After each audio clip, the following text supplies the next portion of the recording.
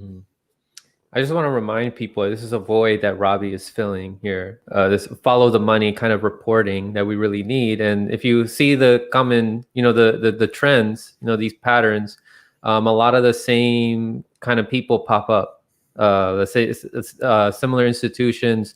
So it all leads to like sometimes we can't disclose who exactly the individuals are, but it's more than likely it's going to be the elite class. Right, that's tied behind this, and they want their agendas to be, indoctrinated, like their messaging to be indoctrinated into the people, and that's why they spend so much, on these nonprofits. Like Robbie's done a lot of work on Sunrise and Colonial Pipeline, which we're going to get into something that's related to that here, which is something that was in the news recently that happened in the Gulf of Mexico. So our government said that Colonial Pipeline could produce a fire like the fire in the Gulf of Mexico that was set by underwater pipelines, right, Robbie, which we're about to see here? It said that it could produce a catastrophic event, and honestly, like if there's a leak, there's a chance for a fire. So just imagine a fire starting like that in the middle of a wooded nature preserve. So I mean, yeah, the federal government has condemned the entirety of the Colonial Pipeline as an imminent threat, basically, to both public and environmental safety, with the possibility for catastrophic happenings, occurring at any moment in time. Yeah. I just want to show people what's going on here. Sure. Yeah. So I don't know if you can see my screen right now. Yeah. It's truly startling. Like this is like stuff that you see in a science fiction movie. Like it's like a fire whirlpool, right? But thankfully, we have our savior Joe Biden, right? But I just want to show here this video received like 20 million views as of this morning. This was published at 4:21 a.m. And like I you would think that there would be more people, calling out Joe Biden about this. This is and then I come across this article here, which was published in the same day today. It says President Biden's climate plan is more revolution than transition. That's complete BS. Because look at this, guys. Biden administration backs Alaska oil drilling project approved under Trump. Mm-hmm. He's continuing the same thing. New York Times reported Biden administration backs oil sands pipeline project. So line 3, right? Mm-hmm. There's indigenous people out there protesting.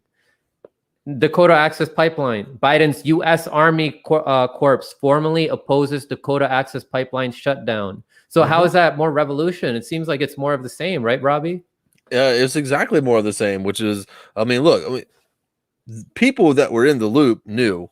I mean, hell, yeah, just knowing before Biden ever opened his mouth on the subject of oil and gas or the environment, even one time during this campaign, everybody knew. I mean, he's the most conservative Democrat in the race. His opinions on the oil and gas industry are going to be the same opinions that he had rooted, back in the 80s and 90s. He's a conservative. I mean, Biden is a conservative, and it's ridiculous, anyway, that anybody would really try to argue otherwise. He's a Dixiecrat. He might be from Delaware, but he's basically a Dixiecrat.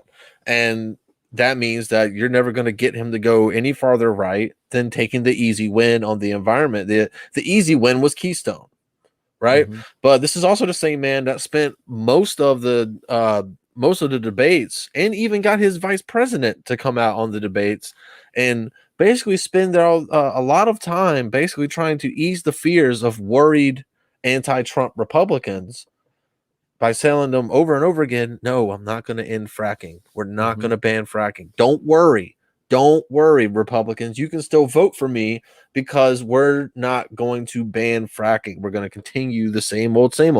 And as far as the rest of his climate policy has basically been the same thing. I mean, yeah, Keystone XL was not operational.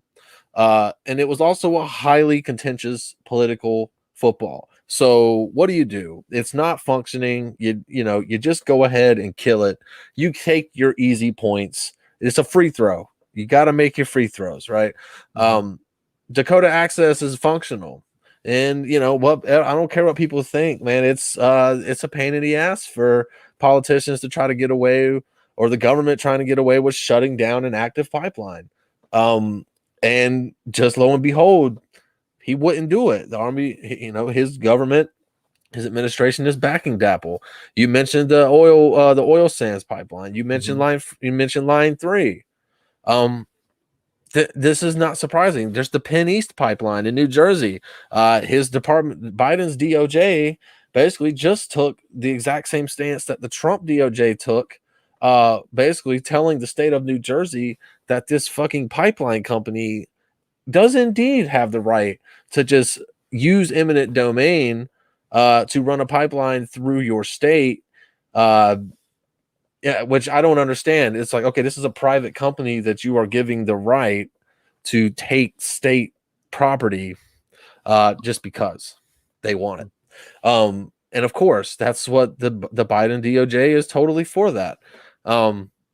Look, this is what we expected. I mean, look, it's almost like, you know, Biden is looking these things in the face. He looked everybody in the face, and we got Sunrise Movement, as you mentioned. They're out there in front of the White House, or wherever they were, doing their little demonstration the other day. You know, and I think I saw them on Twitter. They were saying that, like, you know, you've been ignoring us. You know, we tried to tell you that we were serious, and you know, you've been ignoring us. And I was thinking to myself, you guys told all of your you know, hundreds of thousands, millions of people that follow you, you told them all to vote for Biden without any kind of consolation from Biden. He didn't give you anything. He made you no promises. He told you nothing. You just basically gave away all of your vote and all of your leverage for nothing, and you told everybody else to do the same. And so you were going, oh, we'll push him back. Well, we'll push him left. How many times have you heard that, Franco? Yeah, we'll push Biden left. Yeah, absolutely Sunrise, ridiculous. You know who came up with that, right?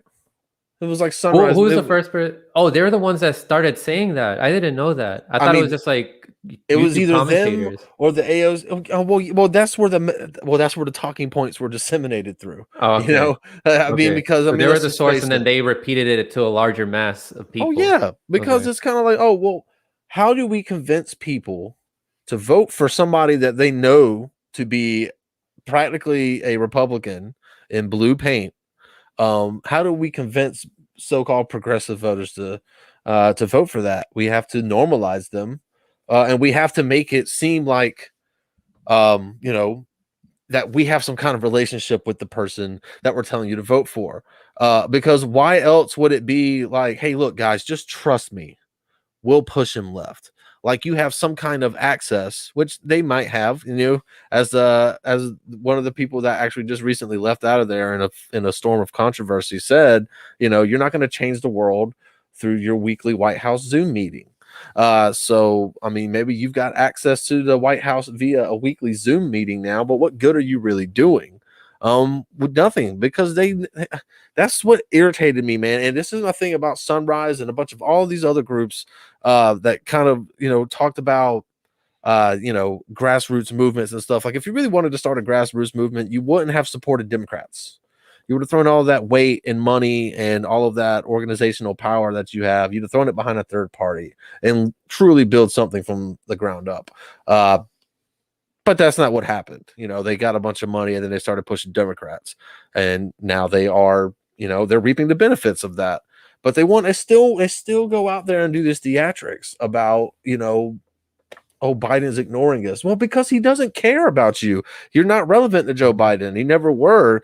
If he even bothered to speak to you at all, it was so you could give him an endorsement. And then since you didn't ask anything in return for it, you know, he's just going to be like, all right, cool. Thanks for that. Now I'm going to just go wherever else I have to go to get another vote. I mean, that's what he did. And, you know, so, I mean, the climate, the only thing that we're going to make any kind of moves in climate wise, I'm not even going to say climate wise. I'm going to say green energy wise, is going to be, you know, there's going to be the push for, more electric stuff. you will. I do believe you're going to start to see that, just because there's so many liberal mega donors and actual, people in the administration that have ties to these, startup or these relatively new electric vehicle or electric vehicle battery manufacturers and stuff like that. You probably will start seeing a push for that. But other than that, when it comes to the oil industry, you're going to see a lot of people trying to freak out about it, because I feel like a lot of these organizations and trade associations, like everybody that represents big oil, like they have to have a boogeyman, and their understanding of, what a socialist is like completely fucked. Like you see, you see people calling AOC. Yeah, I was gonna say, like, which tying it back to like PragerU and all those other think tanks, like they push out this fear mongering about what socialism is. Right. Yeah, and they're wrong. Hell, just for the fact that they try to paint AOC as a socialist, which shows well, nobody in the American Congress is a socialist. Yeah, because there is no left-wing party in America. There's just two right-wing parties, because again, I guess that's what I was trying to say, is that by and large, in general, definitely not the people smart enough to be watching this show, not at all, but in general, I feel like Americans' concept of left and right just is not accurate at all. The Americans' Overton window is so far to the right that they don't really know what a leftist really would want, as or like a leftist politician. They wouldn't know one if they saw one. They'd probably just, they would really like it would freak them out if there was actually leftist politicians in America, because we've never seen one, I don't think. And that statement might get me in trouble, but you get the idea. Yeah. What we consider a leftist politician, a progressive, I mean, that's softball. That's compared to like 98% of the rest of the world that actually have, at least the parts of the world that actually have, a left-wing agenda or left-wing parties that are actually, left-wing. If there ever was like a politician that was like truly left, like the mainstream media, everybody would be calling him an ultra leftist. Like the FBI would be on that person's ass, because it has to be too revolutionary. I just want to show people this again. The portal to hell. The portal to hell. Well, about the portal to hell, which it says here, 20 million people have watched it as of this morning. Now it's even more. So things like this are getting attention. But like I showed you guys, there's idiots like this guy here that keep calling Joe Biden's climate plan revolutionary, which is obviously not. So when things like this go viral, and tell me if you agree with this, Robbie. Okay. People be telling people, like in the comment sections and stuff, like some of our audience members, like people who read your work, people who watch this show, people who follow the MCSC network, should they be telling people in the comment section, just abolish the fossil fuel industry? Or is that too extreme, or is there a better strategy? What do you think? Well, I mean, in game, that would be the perfect strategy, right? I mean, I'm not saying that's too extreme. I mean, you can't just walk in. I mean, look, you can just say, flip the switch, it's over. But in a realistic sense, you can't, right? Because we just have to, we really have to take into account that there's an entire global economy that has been built around the oil trade. And that and a few other precious natural resources. And if you were to just pull the lever on one, we're going to get that cascading effect. And quite honestly, this is the subject that when I talk about, I have to put my ideals aside, because they're just not, like, they sound like fantasy when I talk about the way the world actually is right now. Like, ideally, like, no new pipelines, no more oil drilling. Like, why can't we find whatever happened to that push for a more, a cleaner, sustainable fuel source? When I was growing up, early 2000s, there was nothing but, I feel like stories, articles after articles, people were trying to find a way to, run stuff off of corn oils. And, it was like, it was everything. That was the next big thing. Right. And then all of a sudden it all just went away, probably because the oil and gas industry killed it all. And now, of course, we're onto electric things, which is fine, whatever. That's good. I hope, but I think it's a shame. Like, and I say that with all the intention of like every kind of emotion that word actually intends. I mean it. It's shameful that we are in 2021, and we have absolutely made no progress over the last 20 to 30 years in finding a clean renewable energy source outside of electric vehicles, which we already have that. And just the fact that it's taken it so long to get from where they were 20 years ago to where they are now, that's shameful in and of itself as well. Look, I would wish that we could one day get to a system that is fossil fuel free, right? As it stands right now, it's so ingrained in this global capitalist society that we live in, that I don't see it happening anytime soon. It's just too much money. I mean, that's just the way that I look at it. I wish it was different, but unfortunately, that's just how it is. Unless there's some major breakthrough, because I mean, Franco, you know as well as I do, these people are not going to just start moving over to a different fuel source unless it's profitable. There's got to be money in it, and until they figure out a way to capitalize monetarily, more so than they're capitalizing on the oil trade, we're going to be sticking with oil as long as at least as long as those are the people that are paying for our politicians. Yeah, so there's more steps that we need to take into consideration, and we need to also recognize that it's the capitalist system that's the problem. Because, like you were saying, if they move away from oil and then they just like move on to like electric energy, they're gonna overexploit the resources that's needed for that, like with lithium and cobalt, and obtain those resources via imperialism and exploiting people in other countries. Also, we need to consider how it's right now, the way that a lot of our cities are designed. Like I was watching the video that Marcellus put out in the MCSC Network main YouTube channel about how the cities are set up so that you have to rely on cars. Like it's like things aren't so close to each other where you can use public transportation. Because then, like when you get off a bus stop, you have to walk so much to get to like where you need to get to. That's not how it is in Europe, and that's not how it is in like DC or other cities that are in the East Coast that were built earlier on with the design that the European cities have. So we really need to get that message across too, and be like, okay, we need a better design for our cities so we can have better public transportation. Because right now, everybody having a car is a necessity, especially in cities like LA, right? I mean, yeah. I mean, look. I mean, I live outside of Raleigh, North Carolina. So, I mean, if you want to go anywhere, yeah, you need a car.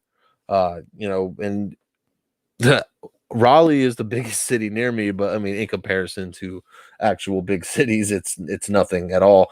But even in Raleigh, there's like, obviously we've got buses, we've got Go Raleigh and Cat and all that, and they take you wherever you want to go.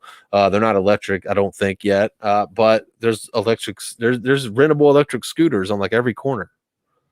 I mean, and Raleigh is like, again, like as a city, I mean, it's like the size of LA's butthole, probably. It's small. You know what I mean? Yeah. But even we've got electric scooters that you can just pop pay for real quick and just and then down to the next one. And I mean, these are little small things that make quality of life a little bit better, and obviously are better for the environment. And I look, you're talking about LA for one, and their problem is like top down, like all the way from a federal level. Like their representation in Congress is ass. It has been for a very long time. State politics is a mess, as you can see with the Gavin Newsom being recalled, and you want to talk about money. That's that's where all the money's at right now. I was getting soaked up into that recall. But whenever you live in a state like that, that's so divided on a federal and state level, and has also got such a massive population, yeah, man, you got to be on your P's and Q's, and you got to get everybody on the same page, or else you're just going to have this complete meltdown. Like, because quite honestly, California is, for all the money and for all the, and I'm going to sound like a red state fuck here, but I'm going to go ahead and just say this because I had to put up with this shit during every election when I'm told by Californians about how much more important they are and how like they make all the money for everybody. And that's fine. You guys probably do make all the money, but why the fuck do you have so many homeless people if that's the case? Yeah. You know what I mean? Like you don't have it all figured out. And I'm not speaking to you specifically. I'm, just speaking in general terms. But, that's the thing, is that California is a mess. So why they haven't gotten, like, they should be the standard bearer for pretty much everything.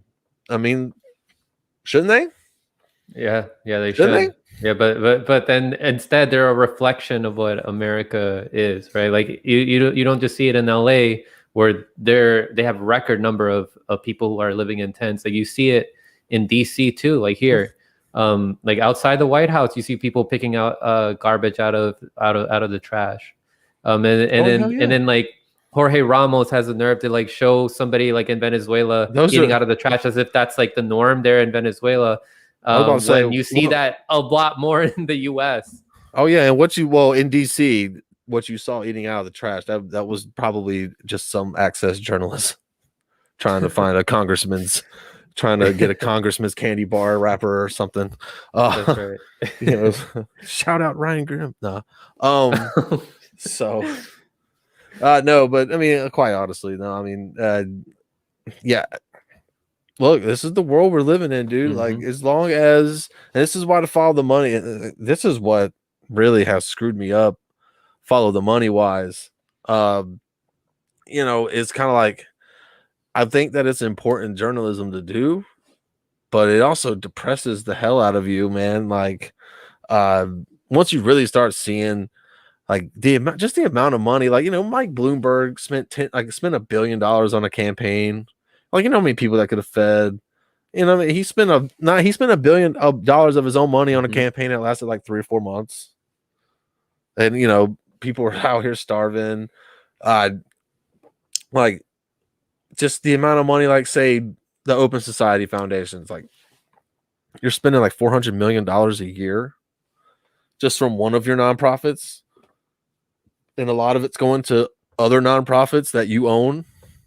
Like, what kind of good is that? Like $60 million from the 1630. Like, you start seeing all of this stuff, man. Like, all of this wasted money spent on fucking commercials and emails on Hulu.